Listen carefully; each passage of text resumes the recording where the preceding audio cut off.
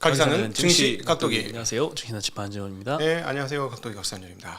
장이 너무 잘 버텨요. 그렇지. 센 거죠, 그죠? 네, 생각 이상으로 잘 버티는 것 같아요. 올라가는 건 아닌데 설마 오늘은 빠지겠지 하면서 시작을 했는데 하기야 뭐 중국의 영향도 상당히 큰 것 같아요. 중국은 완전히 딴 동네야 지금.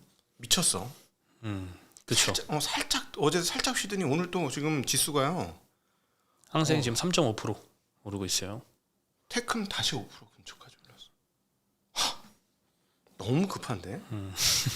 아니 무슨 지수가 하루에 5%씩 올라? 중국도 엄청나게 하네요. 6% 올랐다 1.1%대 빠졌다 다시 5%로 이건 네. 정신 차리기가 힘들 것 같아요. 네, 정신 차리 힘들겠는데요. 미국 시장에서 돈 빠져서 홍콩으로 다 가나 봐요.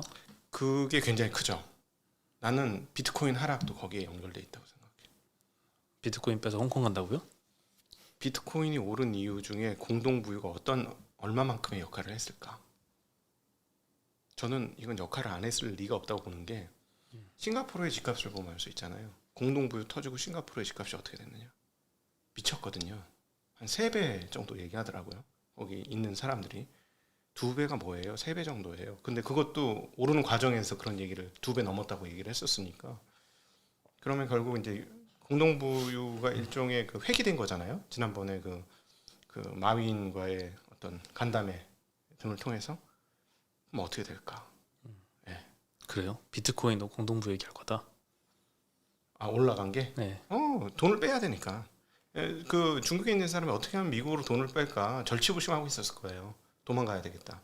코로나로 당해서 미치고 환장해서 일단 먼저 싱가포르로 튀었기 때문에 싱가포르 집값이 2배 올랐고 공동부유까지 하니까 도저히 못 견디겠다. 우리 튀자. 이러고 있었는데 다시 불러들이고 있는 거지. 그때 이런 얘기 있었지 않습니까? 1조 달러 이상 돈이 빠져나갔다. 중국 정부에서부터. 중국에서부터. 그게 회귀하면 어떻게 될까? 세계 금융 수급에. 그런 고민은 좀 해봐야 될 것 같아요. 그러네요. 그런 시각도 있네요. 네. 네, 오늘 아시아 증시가 근데 전반적으로 잘 방어를 하고 있습니다. 네. 미국 시장만 특히나 좀 많이 계속 하락을 연이어가고 있는데 한국 시장도 여전히 연초 대비 긍정적인 모습들 잘 유지하고 있습니다. 오늘도 네. 코스피가 0.4%, 코스닥이 0.26% 상승해서 끝났고요. 오늘은 셀트리온을 외국인들이 1,000억 넘게 샀어요. 하이닉스 660억 사고 카카오, 네이버 400억씩 사고요. 삼성전자는 오늘 또 2,100억 정도 다시 팔았습니다. 그래도 한 1%만 하락하면서 네. 상당히 잘 방어는 하고 있는 것 같아요. 네. 하이닉스 산 게 되게 독특하지 않습니까? 오늘 저녁에 저게 굉장히 좋은 모양이지. 엔비디아가 내일 실적 나오는 게. 예. 시간외에서 좀 다시 반등을 좀 하긴 하던데, 네. 네, 어쨌든 엔비디아 실적 발표는 뭐 사실 아무도 모르죠. 미국의 외사 의견들 보니까 실적 발표 전에 빨리 사라 이런 네. 의견도 있고요. 보수적으로 보는 의견도 있고 상당한 서프라이즈가 나오지 않는 이상 그 주가가 하락하는 거는 크게 막을 수는 없다 이런 네. 의견도 있고 아무도 모르는 것 같아요. 저는 상당한 서프라이즈는 나올 거로 예상하고 있습니다. 엔비디아는. 네. 서프라이즈는 나오는데 네. 보통 한 10% 이상 서프라이즈가 날 것이냐 그 이하일 것이냐에 따라 주가가 좀 갈린다는 의견이 있는 네. 것 같습니다. 참 서프라이즈가 안 나면 대폭락 아닐까요? 네. 아니 근데 좀 빠졌잖아 그래도. 네. 많이 빠졌어요. 제가 보기엔 미국 시장도. 네, 그래도 뭐 대만, 일본, 뭐 상해 다 오늘 그냥 선방했던 것 같고요. 오늘 IT 서비스 업종이 1등 했는데 카카오가 6%나 급등했습니다. 뭐 나이스 평가 정보 한 5% 상승했고 뭐 시프트업, 크래프톤, NC소프트 이런 게임주들도 잘 방어를 했습니다. 그리고 제약 섹터에서는 미국이 그 기술주도 엄청 빠지는데 바이오는 괜찮더라고요. 네. 특히 비만 치료제 위주로 괜찮았어요. 근데 오늘 한국에서도 의약품 섹터가 좀 괜찮았습니다. 특히 셀트리온이 8.7%나 급등을 해서 마감을 했습니다. 네. 그리고 전기가스 업종 여기는 요새 잘 조용하게 잘 가는 것 같아요. 지역난방공사, 뭐 한국전력 이런 데 4%, 2%씩 상승을 했습니다. 네. 그리고 화학 섹터에서는 2차전지주들이 랠리를 계속 지속하고 있습니다. 금양이 또 17% 상승했고요. 이수 스페셜티 케미컬, 코스모 신소재가 9%씩 상승했습니다. 2차전지도 조용히 뭐 계속 가는 것 같아요. 큰 펀더멘탈이 회복될 명확한 증거는 없다 이런 의견도 있거든요. 유럽에서 이제 전기차 판매가 늘고 있는 건 맞는 것 같습니다. 유럽 쪽에서. 그것 때문에 올라가는 것 같긴 한데 네. 광물 가격이라던가 이런 명확한 신호가 아직 안 보인다라는 의견도 좀 있어서 사실 확실한 증거를 보고 목표가나 이익 추정치를 상향시키려는 애널리스트들은 아직까지는 좀 중립 의견들을 많이 제시를 네. 하더라고요. 근데 뭐 한국 시장도 지금 올라가는 게 이유가 없잖아요. 그렇죠. 많이 빠졌다는 것 이외에는 네, 뭐 비달러가 좋다 뭐 이 정도지. 뭐 명확하게 그렇게 딱 이게 수학이 아니라는 게 문제인 거예요. 과학도 아니고. 네. 그렇죠. 네, 그리고 많이 그동안 올랐던 이제 해운주들 조금 빠졌고요. 오늘 사실 그 개별 종목으로는 급등락을 많이 한 종목 중에 하나가 네. 클래시스였습니다. 정말 뚱딴지 같은 뉴스가 나왔습니다. 네, 사실 그럴 수도 있겠구나라는 생각은 하기도 했었는데 왜냐하면 이 의료기기 섹터에서 워낙 M&A가 많이 활발했잖아요. 네. 제이시스 메디칼, 뭐 루트로닉, 이번에 저 클래시스까지 언급이 됐었는데 삼성전자가 인수를 한다라고 네. 보도를 해서 삼성이 왜? 라는 생각이 좀 들었어요. 대규모의 인수병이나 이런 거에 돈을 쓰는 건 아니고 삼성한테 지금 보유하고 있는 현금성 자산 대비해서 한 인수가로 좀 거론되고 있는 3조 원 정도면 이게 큰 건 아니잖아요. 그리고 또 B2C라는 데서 좀 의문이 좀 있었고요. 네. 어쨌든 이 클래시스를 삼성전자가 인수하기 위해서 작년 말에 이 검토위한 이 TF를 꾸렸다 이런 보도가 나왔는데 바로 이제 블룸버그에서 삼성 대변인이 해당 보도에서 근거 없는 소문이다 이렇게 부인했다라는 보도가 좀 나왔습니다. 네. 네, 근데 이제 이런 부인 보도에도 한동안 급등세를 계속 유지를 하다가 좀 시간이 흐르니까 상승폭을 다 반납했어요. 그래서 네. 고가로 23%까지 급등했던 주가가 음. 0%로 마감을 했습니다. 네. 네. 네, 물리신 분들은 정말 당혹스러울 것 같아요. 네. 네, 어쨌든 인수를 할 것이다라는 보도에서는 홈 헬스케어 시장에 대응하기 위한 차원이다. 라는 이제 이야기를 하고 있는데 뭐 클래시스라는 회사는 뭐 의료기관용 피부과 의료기기 전문 기업으로 시작해서 가정용 뷰티 디바이스 볼리움 이런 것까지 출시해서 B2C로 확장을 했거든요. 그래서 네. 삼성전자가 이거 하면 뭐 헬스케어 사업까지 같이 할 거다. 그리고 클래시스의 대주주인 베인캐피탈이 61% 지분을 갖고 있는데 이것도 이제 지분 가치가 전일 종가로 한 2조 원 정도 됩니다. 2조 3천억 정도. 근데 경영권 프리미엄 고려하면 매각가 3조 원이 될 수도 있다. 이렇게 거론을 했는데 상당히 좀 높은 가격인 것 같긴 합니다. 좀 약간 네. 모양새가 예를 들어 올림푸스를 인수한다. 뭐 이런 거면은 조금 좀 납득이 갈 것 같아요. 거기 의료용 기구들 많이 하잖아요. 그래서 이거는 물론 삼성전자 사업부가 있으니까 소비자 전자 사업부가 있으니까 거기서 이쪽으로 진출한다는 건 좀 그림이 좀 나오는데 조금 약간 당혹스럽긴 했습니다. 네. 네, 근데 또 한편으로 또 반대 측면에서 더 당황스러웠던 거는 이렇게 빵 프로까지 끝날 일인가? 그래도 클래시스 인수 입장에서? 검토를 한다라는 이야기가 나왔으면 네. 기대감이 어느 정도는 부인 보도가 나와도 좀 생길 만도 하거든요. 네. 근데 이제 빵 프로를 끝났다는 건 네. 이때까지 이제 M&A 된 기업들 보면은 처음에 부인했던 기업들이 꽤 있잖아요. 그렇죠. 네. 네. 근데 빵 퍼센트 아예 기대감이 없이 끝나버렸네요. 누가 봐도 좀 황당했던 뉴스인 것 같아요. 아무도 안 믿는 뉴스. 그러니까 여기까지 왔지. 근데 아무도 안 믿는 거 보니까 될 수도 있겠다는 생각. 이러다가 진짜 네. 갑자기 인수한다 이렇게 나와버리면 그러니까 그럴 수도 있겠어. 네. 황당하긴 하지만 네. 어쨌든 좀 공시 상황들이 자꾸 이제 보도로 먼저 나오면 좋지는 좋지 않을 않은 것 이제 같죠. 피해자들이 많이 좀 생기긴 하죠. 네. 네, 그리고 오늘 또 화장품 시장에서 실리콘2가 23%나 급락을 했던 것도 상당히 좀 충격적이었던 것 같아요. 네. 화장품은 기대감이 꼈다가 기대감이 확 죽었다가 정말 변동성 큰 것 같은데 네. 일단 어닝 쇼크를 발표를 했습니다. 4분기 매출이 1,700억대 나왔고요. 컨센은 1,900억대라서 좀 하회했습니다. 영업이익은 260억 나왔는데 컨센이 거의 400억이어서 많이 하회를 좀 했고요. 그래서 한투에서는 이제 목표가를 6만 원에서 5만 원으로 내렸습니다. 경쟁이 미국에서 참 심화되는 것 같다 이런 우려 때문인데 최근에 이제 국내외 화장품 기업들 실적들을 보면 미국 법인 실적들이 좀 부진한데 이걸 토대로 좀 보면 미국 화장품 시장에서 경쟁이 좀 심화된 걸로 보인다라고 언급을 했습니다. 네.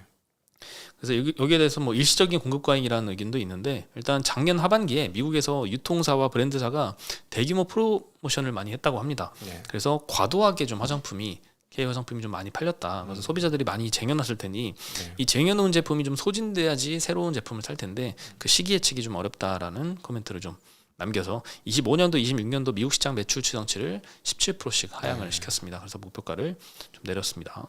소비자 신뢰 지수는 상당히 빠졌어요. 상당히 굉장히 큰 폭으로 빠졌습니다. 그래서 아마 미국의 어떤 소매 매출 향후에 좀 봐야 되겠습니다만은 약간 좀 꺾일 가능성은 있어 보이죠. 미국의 소매 매출 쪽은. 네. 네, 어제 그 코스맥스 실적 발표 그 말씀드렸잖아요. 네. 그때도 이제 동남아는 괜찮았는데 미국 쪽은 조금 안 좋았거든요. 네. 네, 미국 시장에서 약간 좀 노이즈가 나오는 것 같아요. 그래서 네. 오늘 수출 관련 수출하는 이제 VT나 아이패밀리 SC, 잉그루드랩 이런 쪽은 좀 오늘 주가가 좀 하락했습니다. 네. 그럼에도 불구하고 자리 잡지 않을까? 이거 제가 보는 화장품 중국산 못 쓸 것 같은데 아무리 그래도. 근데 요새 이제 미국에서 한국에서 수입하는 물량이 한때 많이 늘었는데 네. 올해 들어서는 좀 그 프랑스 쪽에서 수입을 더 많이 늘린다는 얘기가 있어요. 예. 그래서 유럽 화장품을 다시 쓰나 싶기도 하고. 거기서 덤핑 치는 거 아니에요? 장사 안 돼가지고 ST 로더 같은 데 아주 작살 났잖아요. 가격 후려쳐가지고 막 뿌리는 거지. 그건 잘 모르겠지만 아, 그래요? 네, 어쨌든 네, 유럽 화장품 점유율이 조금 올라가고 있습니다. 네. 그래도 뭐 K 화장품 잘 팔리곤 있어요. 기대 이하지 그렇죠. 실적이 나쁜 건 아닙니다. 네. 그렇습니다. 급증하고 있습니다. 네. 네, 그리고 카페24가 오늘 27%나 급등했습니다. 네. 이건 기대감이 많이 반영이 돼 있다고 생각했는데 추가로 어닝 서프라이즈 나면서 급등을 했습니다. 컨센서스를 영업이익이 무려 46%나 상회했습니다. 네. 90억 나올 줄 알았는데 130억이 나와버렸고요. 이커머스 시장이 전 이렇게 성장이 많이 둔화되는지 몰랐는데 4분기에 전년 대비 1.5% 성장을 했대요. 전체 예. 이커머스 시장이. 예. 카페24의 거래액은 11.5% 성장했습니다. 거래액은 이 플랫폼을 통해서 총 거래된 금액들을 합산한 거고 네. 이 거래된 금액이 전부 다 카페24의 매출액은 아니잖아요. 그렇죠. 네, 이 GMV 거래액 대비해서 매출액 이걸 테이크 레이트라고 하는데 테이크 레이트도 지금 상승을 하고 있다고 합니다.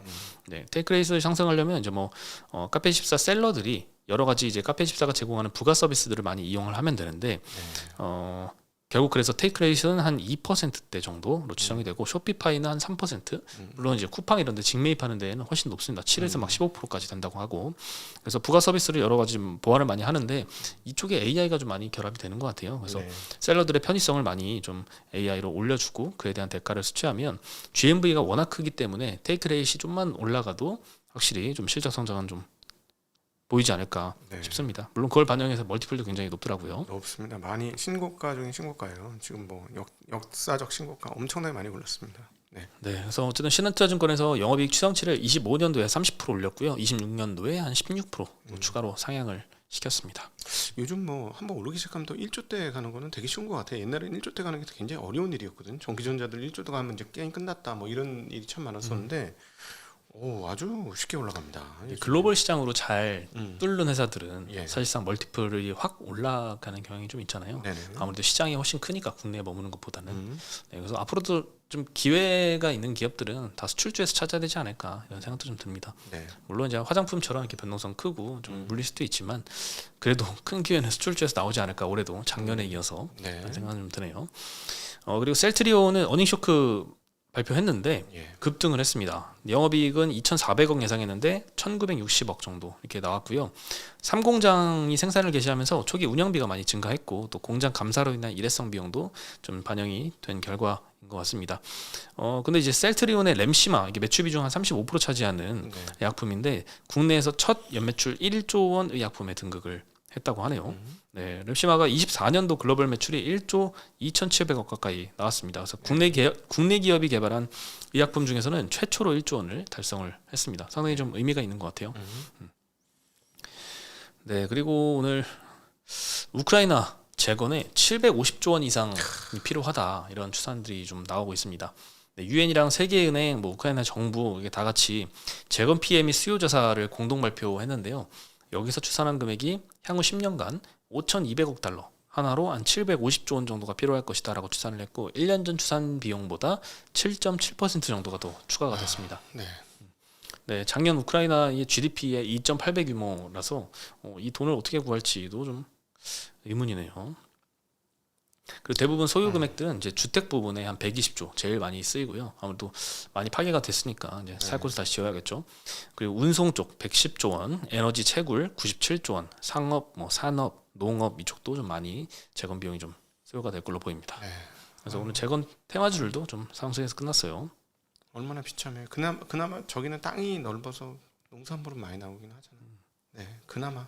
네, 네, 그래도 한때는 이제 우크라이나 전쟁 초기에는 젤렌스키가 글로벌의 그 언론에 비춰지는 모습이 상당히 좀 약자인데 싸우려는 투사로 이미지를 네. 많이 비춰졌는데 트럼프가 보는 시각인 완전히 거꾸로더라고요. 네. 이 코미디언 때문에 나라가 망했다 이렇게 음, 보이더라고요. 그래서 순식간에. 예, 순식간에 이렇게 이미지도 막 바뀌고 그러니까 있습니다. 확실히 전쟁은 무조건 하면 안 돼요. 항상 전쟁을 하면 국민들만 패자야. 지금 얼마나 비참해. 네, 히토리오 막 몇백조 원치 달라고 하고 진짜 슬픕니다. 너무 안타까운 일이에요. 네. 네, 근데 방법이 없다는 게 더 그냥 슬프네요. 전쟁을 안 해야 돼 무조건. 전쟁을 안 하고 그냥 외교로 잘 푸는 게 최선이에요. 네, 어떤 식으로든지. 네, 그리고 롯데그룹이 이제 세븐일레븐의 ATM 사업을 매각하기로 결정을 했습니다. 세븐일레븐 이제 그 편의점 가면은 ATM 기기가 항상 있잖아요. 그렇죠. 수수료 비싸서 잘 이용 안 하기는 그렇죠. 하는데 한 수수료 한 1,000원, 2,000원씩 나가죠. 한 번 할 때마다. 그것도 굉장히 많은 금액을 받고 한 600억 원 정도 받고 그 사업권을 팔았대요. 네. 네, 이건 세븐일레븐이 갖고 있던 사업인데 롯데 지주에서 매각을 했겠죠. 그래서 네. 비핵심 사업 매각을 계속하고 있으면서 재무구조 개선, 뭐 유동성 확보 등을 계속 해가고 있습니다. 네. 네, 한때 롯데케미칼 굉장히 힘들다는 얘기가 나왔는데 요즘엔 또 열심히 또 주가는 반등하고 있습니다. 네. 네, 중국의 뭐 이구한 신정책 이런 걸로 인해서 다시 화학 제품 수요가 좀 다시 좀 늘어나지 않을까 이런 기대도 좀 형성이 되고 있습니다. 예. 네, 마지막으로 이제 코인 관련된 이야기인데 비트코인 바이비트에서 이제 이더리움 탈취 사건이 또 발생했습니다. 예. 과거에 이 코인의 해킹 사례들을 보니까 진짜 간간히 뭐 2, 3년마다 계속 해킹 사건은 나왔더라고요. 네, 이번에도 그 중에 제일이 북한이야. 지금 얘기가 나오게. 예, 진짜인가 싶어. 북한은 이렇게 쉽게 쉬운 건 아니지. 물론 어려웠겠지만 네. 꽤 자주 막 조 단위로 네. 몇 천억 단위로 이렇게 해킹을 해가면 군사 작전이에요. 군사 작전. 전 세계를 향해서 군사 작전을 하고 있는 거지. 근데 역시 한국 사람이 되게 똑똑하긴 한 것 같아. 만약에 이게 북한에서 한 거라면 어떻게 해킹을 하지 저런 거를? 이제 중국 그 저기하고 달라요. 안녕하십니까, 고객님. 그거하고는 차원이 다른 거 아니에요, 이거는. 그렇죠. 야, 도대체 어떻게 교육받은 앨리스들이 하길래 이렇게 진짜. 다 털어버리는지. 야. 네, 좋은데 썼으면 좋겠는데 그 그러게. 친구들. 어쨌든 바이비트가 자금 회수를 못하더라도 고객들한테 이더리움을 반환할 수 있는 지불 능력은 있다 이런 언급을 했다고 하는데 네. 못 돌려받으면 정말 끔찍해요. 네. 예전에도 이제 파산했던 사례가 있거든요. 거래소가 해킹 당해가지고. 네네네. 그래서 참 무섭긴 합니다. 근데 해킹 사건이 발생했다고 해서 비트코인이 쭉 급락을 하느냐 또 그렇지는 않더라고요. 네, 잠깐 이제 단기적인 타격은 있어도 결국에는 이제 매크로 시황에 따라서 훨씬 더 크게 움직이는 것 같습니다. 네.